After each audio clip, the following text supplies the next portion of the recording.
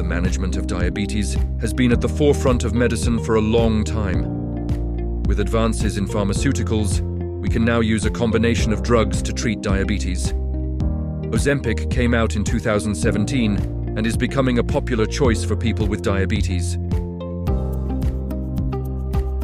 It is classified pharmacologically as a glucagon-like peptide-1 (GLP-1) receptor agonist, and therapeutically as anti-diabetic weight control agent.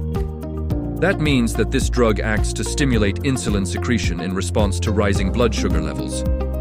It also slows the metabolism of food, so when you are taking it, you feel fuller. Semaglutide is well tolerated, but there are a few adverse side effects. These include nausea, constipation, diarrhea, vomiting, and dyspepsia.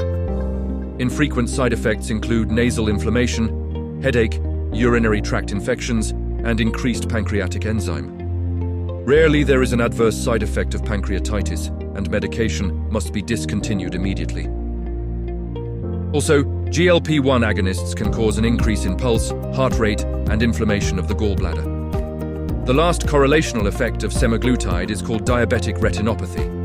Although retinopathy has not been conclusively established and needs further evidence, the rapid decline in HbA1c is responsible for deteriorating retinopathy and higher prevalence in incidences for those who are taking insulin with semaglutide. Common dosing for the drug Ozempic are oral and subcutaneous injections. Most often injections are given weekly.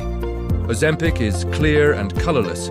It comes in pre-filled disposable single-patient use pens and is delivered in doses of 0.5 to 1 milligrams per injection, depending whether it is a maintenance treatment or initial dose.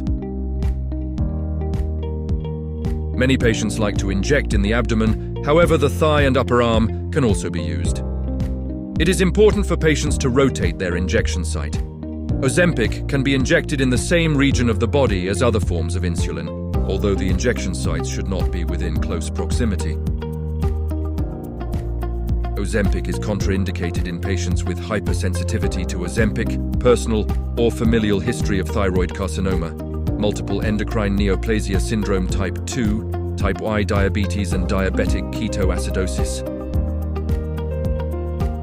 Patients should be cautious when taking Ozempic and insulin together, as this might precipitate a dangerous hypoglycemic state. Taking some oral source of glucose with the administration of insulin could mitigate this effect. This medication should also be used cautiously in patients with a history of pancreatitis, diabetic retinopathy, angioedema, or anaphylaxis, suicidal ideation or attempt, acute kidney injury. Only use in pregnancy and breastfeeding if the benefits outweigh the risk to the fetus or baby.